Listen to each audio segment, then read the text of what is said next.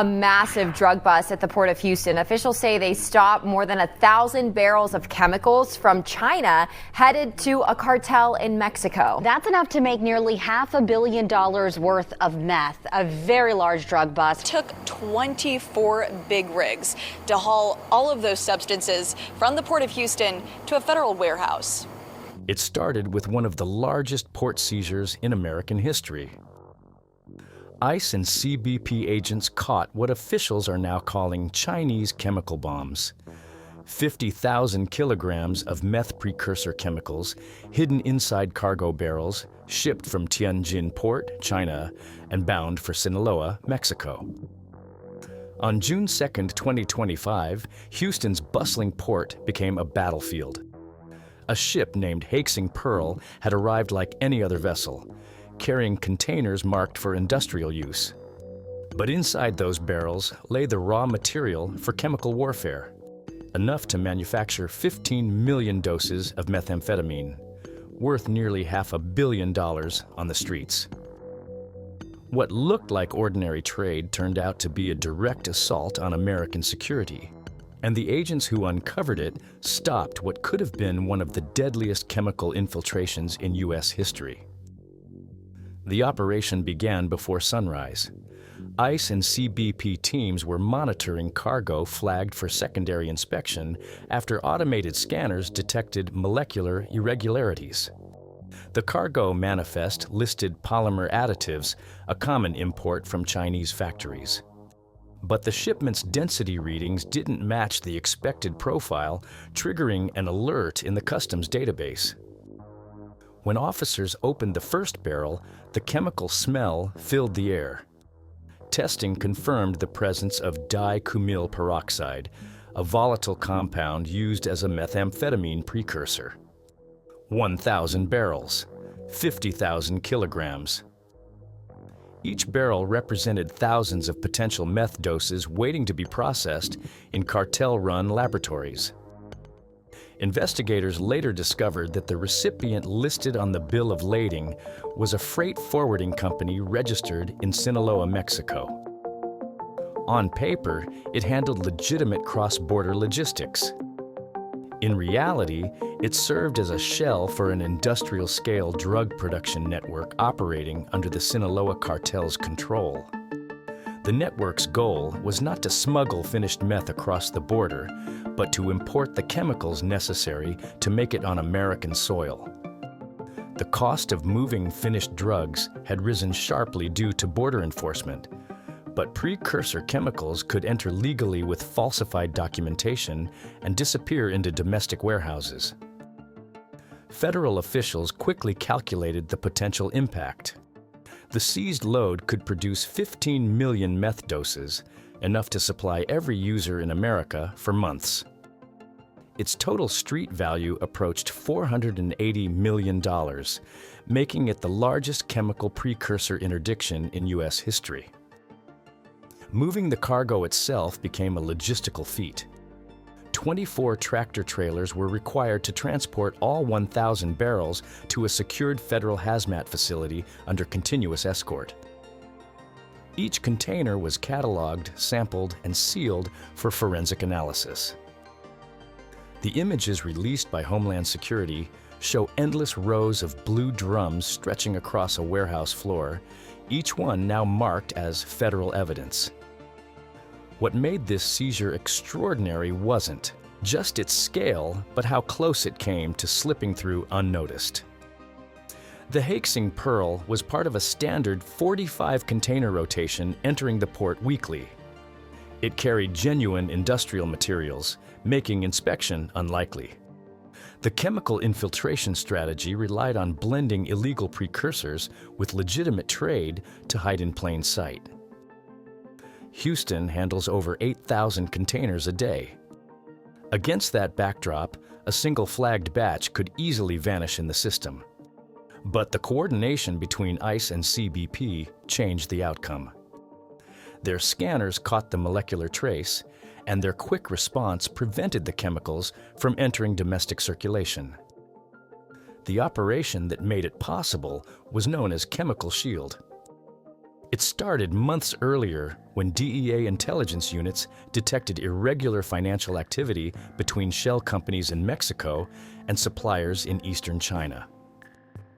Between January and May, $12.6 million in wire transfers moved through intermediary accounts disguised as payments for plastic production materials.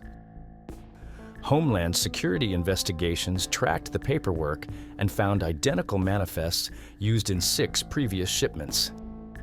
Each document listed harmless-sounding chemicals, curing agents, stabilizers, or adhesive hardeners, but they followed identical routes, always passing through the same freight intermediaries before disappearing near the U.S.-Mexico border.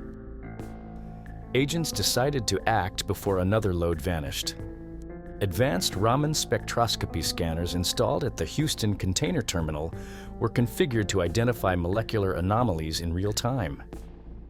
When the suspicious cargo arrived, scanners detected chemical signatures inconsistent with polymer additives. The readings triggered an automatic alert that brought ICE, CBP, DEA, and Coast Guard teams together under a single command post. The coordinated structure mirrored counterterrorism procedure, treating the incident as a chemical hazard rather than a standard drug bust. Samples were sent to CBP's laboratory branch within hours. The results confirmed that each barrel contained the compound necessary to yield methamphetamine with purity levels exceeding 95%. A purity threshold reserved for industrial lab production, not improvised cooking. Federal briefings later revealed that the compound's volatility posed an additional danger. Had the barrels ruptured or overheated, they could have caused catastrophic fires or toxic releases near Houston's shipping lanes. This reinforced the assessment that the seizure prevented not only drug manufacturing, but also a potential environmental disaster. The deeper investigation exposed the network's complexity. Federal analysts traced at least 5 major chemical conglomerates in China, supplying Mexican cartels with dual-use compounds disguised as industrial goods. These corporations exploited trade volume as cover, embedding illicit chemicals among legitimate exports. Payment trails linked to the seized cargo included cryptocurrency transfers through Hong Kong exchanges and Cayman-based shell companies. The transactions were layered through multiple accounts to conceal their source, an approach more common in international arms dealing than narcotics. Between 2021 and 2024, officials estimate over $3.4 billion in chemical precursors flowed from China to Mexico, enough to produce roughly 120 tons of methamphetamine.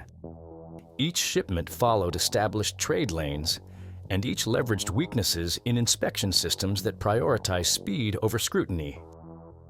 The discovery confirmed what intelligence analysts had feared for years, that cartels were no longer merely trafficking drugs.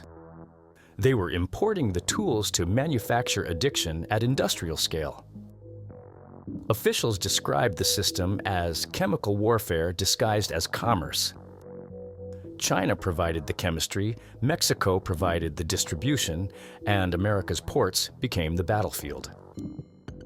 The use of legitimate freight systems turned economic infrastructure into a weapon against communities.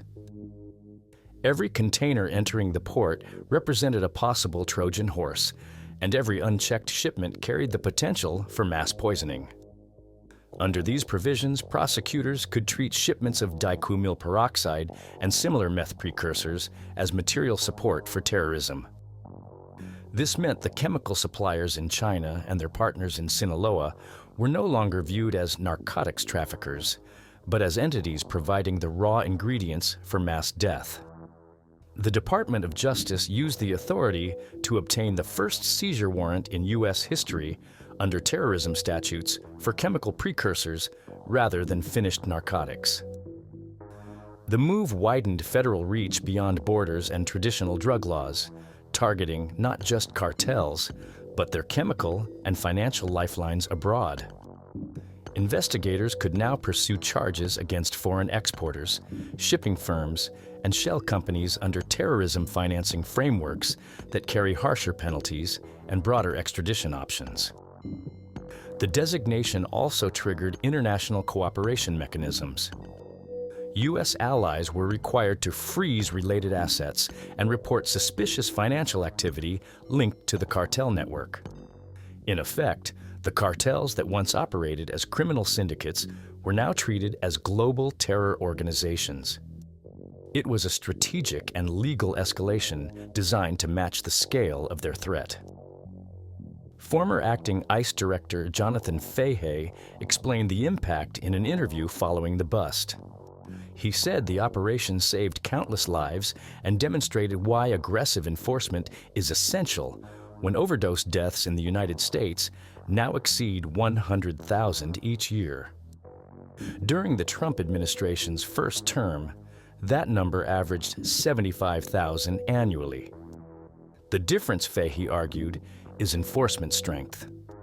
The more the border is sealed and chemical suppliers are targeted at the source, the fewer opportunities cartels have to operate. He described the current strategy as putting cartels on defense for the first time in decades. The Treasury and State Departments quickly followed the Houston seizure with economic action. Sanctions were imposed on a Chinese chemical conglomerate identified as a major supplier of meth and opioid precursors to Sinaloa. The sanctions froze assets held in U.S. jurisdictions and cut off the company's access to the global financial system. Officials stated that the same model would now apply to any foreign firm caught exporting chemical ingredients used to produce narcotics. What began as a port seizure had evolved into an international counterterrorism precedent, one that redefined how chemical trafficking would be prosecuted moving forward. While the legal framework changed, the battlefield itself remained visible. The Port of Houston became the new front line.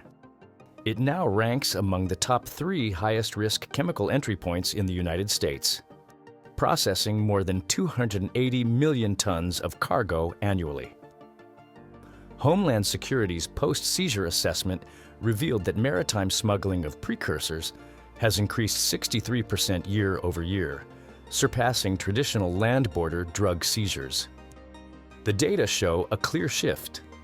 Cartels and their chemical partners favor maritime transport because of volume and anonymity. Each container blends into the flow of commerce, making detection difficult and inspection delays costly. In response, ICE and CBP began deploying advanced artificial intelligence cargo profiling systems. These tools can scan up to 10 containers per minute, comparing chemical signatures, weight patterns, and shipping histories against a growing database of high-risk trade routes. The new systems are designed to identify suspicious shipments before they reach U.S. docks. At the national level, 27 ports are being outfitted with upgraded radiation and molecular detection arrays as part of the 2026 Chemical Interdiction Modernization Program. The initiative aims to close the technological gap that cartels have exploited for years. Analysts predict that the next major interdictions will occur at the ports of Los Angeles, Long Beach, and Savannah, 3 trade hubs with identical shipping patterns to Houston's. All handle vast quantities of chemical goods and have similar inspection bottlenecks. Intelligence briefings show that precursor shipments from China often enter through these ports before being routed by rail or truck toward Mexico. Federal task forces are already mapping these corridors and preparing coordinated strike operations modeled on Operation Chemical Shield. The fight has moved beyond border fences and drug mules. It now takes place across logistics networks and shipping terminals once considered harmless. The political consequences of the Houston seizure reached both domestic and international arenas. Within weeks, congressional hearings framed the bust as proof that chemical precursors pose a national security risk comparable to biological weapons. The discussion prompted new legislative proposals aimed at expanding the Department of Homeland Security's authority to intercept dual-use materials classified as potential narcotics components. Diplomatically, Washington pressed Beijing to regulate chemical exports more strictly, warning that failure to act would result in additional sanctions. At the same time, cooperation with Mexico deepened. A new U.S.-Mexico counter-precursor task force was launched to track chemical flows entering cartel-controlled regions. Working together, both countries' investigators seized 4 warehouses tied to the same Sinaloa network and confiscated $8 million in assets. Federal prosecutors are preparing indictments for international conspiracy, chemical weapons trafficking, and money laundering. For the first time, these charges will extend to chemical exporters operating beyond the Western Hemisphere. The fight against chemical warfare on American soil is far from over. Hit subscribe and stay with us for more real-time ICE and CBP takedown reports.